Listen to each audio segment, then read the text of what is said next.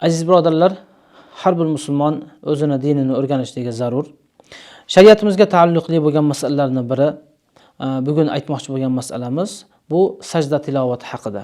Sajda tilovati deb nimani aytamiz?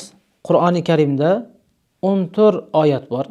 Hanafi mazhabi bo'yicha o'sha 14 oyatni qaysi inson qaysi bir vaqtda o'qiydigan bo'lsa, u insonga bir marotaba sajda qilishlik vojib bo'lib hisoblanadi. Sajda tilovati deb shu narsani aytamiz. Albatta u 14 oyatni aytib chiqsak ham bo'ladi yoki Qur'ondan ham har birimiz bilib olsak bo'ladi. Birinchisi A'rof surasining eng oxirida keladi, oxirgisi Alaq surasining oxirgi oyatida keladi va majmuasi kitoblarda, tajvid kitoblarida va boshqa kitoblarda zikr qilingan. Bugungi aytmoqchi bo'lgan masalamiz uni shariatdagi hukmi nima?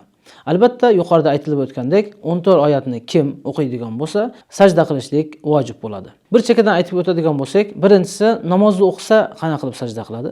Namozni o'qiydigan bo'lsa, qarab ko'ramiz. Agarda o'sha sajda oyatni o'qigandan keyin darhol rukuga ketadigan bo'lsa, unda sajda qilishning hojati yo'q. O'sha ruku va sajda tilovatni o'rnini bosadi. Agarda sajda oyat o'qilgandan keyin yana davom ettirib ketadigan bo'lsa, unda bir marotaba o'sha turgan qiyomdan, turgan holatdan to'g'ri sajdaga borib, bir marotaba sajda qilib, keyin turib o'sha qiroatini, tilovatini davom ettirib ketaveradi. إنما يؤمن بآياتنا الذين إذا ذكروا بها خروا سجدا وسبحوا بحمد ربهم وهم لا يستكبرون. الله أكبر.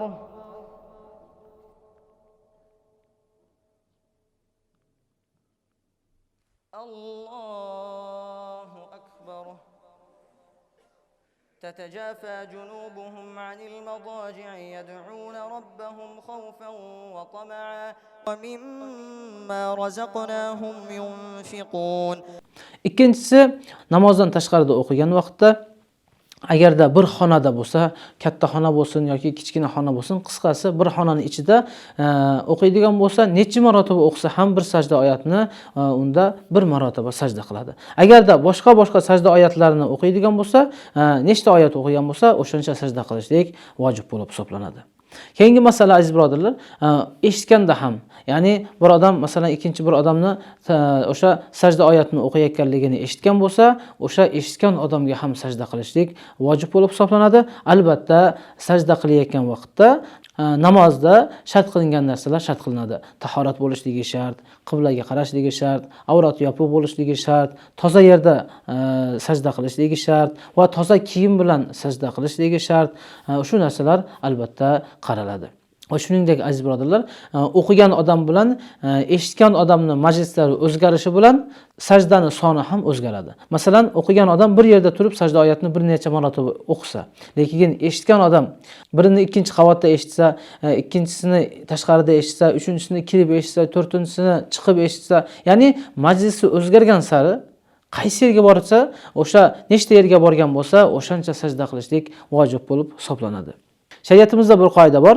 Ixtiyor bilan o'sha o'qiyotgan sajda oyatini o'qiyotgan odam o'z ixtiyori bilan o'qiyotgan bo'lsa, o'sha o'qigan insonga ham, eshitgan insonga ham vojib bo'ladi. Demak, radiodan, telefondan, televizor, boshqa yerlardan eshitadigan bo'lsa, sajda oyatini eshitadigan bo'lsa, unda sajda qilishlik vojib bo'lmaydi. Chunki u yerda o'qiyotgan fa'ilul ixtiyari, o'zi ixtiyori bilan o'qiydigan inson emas.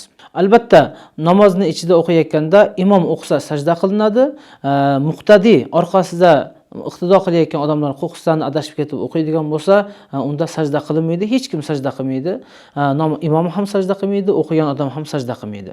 Va keyingi masala, agarda siz namoz o'qiyotgan bo'lsangiz, tashqaridan birov sajda oyatini o'qisa, albatta namozni tugatib sajda qilishlik vojib bo'ladi. Yoki siz namoz o'qiyotgan vaqtda sajda oyatini o'qisangiz va tashqarida yurgan odamlar sajda oyatini eshitadigan bo'lsa, unda o'sha eshitgan odamlarga ham vojib bo'ladi, agarcha siz bilan bir namozda bo'lmasa ham. Va shuningdek azizlar, sajda oyatini tashlab qo'yishlik bu makruh. Sababi xuddi sajda qilmayman, sajda qilishni inkor qilganga o'xshab qoladi. Shuning uchun bu yaxshi emas. Albatta sajda oyatiga boshqa bir oyatni qo'shib o'qisa, bu yaxshiroq bo'ladi, chunki sajda oyatini ba'zilar boshqa oyatlarga qaraganda xususiyat berib olishligi mumkin. Va oxirgi aytadigan masala, sajda oyatini o'qiyotgan vaqtda odamlarga eshittirmasdan imkon qadar ichimizda o'qiganimiz yoki bir imkon qadar boshqalarga ziyon bermagan holatda o'qiganimiz yaxshi. Chunki ba'zilar bilmaydi bu sajda oyati ekanligini va natijada unga siz xabar bermaganligingiz uchun yoki u masalasini bilmaganligi uchun bu Allohning oldida gunohkor bo'lib qolishi ham mumkin. Shuning uchun azizlar, har birimiz imkon qadar shar'iy masalani o'rganib va kimlar sajda oyatlarini o'qigan bo'lsa, o'sha sajda oyatini o'qigandan keyin sajda qilishga harakat qilsin. Oxirgi aytadigan masalamiz azizlar, sajda oyati Qur'onda bir ma'lum bir belgilar bilan belgilangan. Masalan, oyatni o'qib kelayotganingizda bir oyat tugagandan keyin bir jaynamozning suratiga o'xshagan bir belgi bor. O'sha belgiga kelgan vaqtda sajda qilasiz. Ammo o'sha belgidan oldinroq, masalan, yarim qator yoki bir qator oldin bir chiziqcha keladi oyatning ustida. O'sha oyat chiziqchani pasti tayidagi so'zni kim o'qisa, o'sha insonga sajda qilishlik vojib bo'ladi. Alloh taolo barchalarimizga shar'iy masalalarni o'rganib va boshqalarga haqni yetkazishga imkoniyat bersin. Assalomu alaykum va rahmatullohi va barakatuh.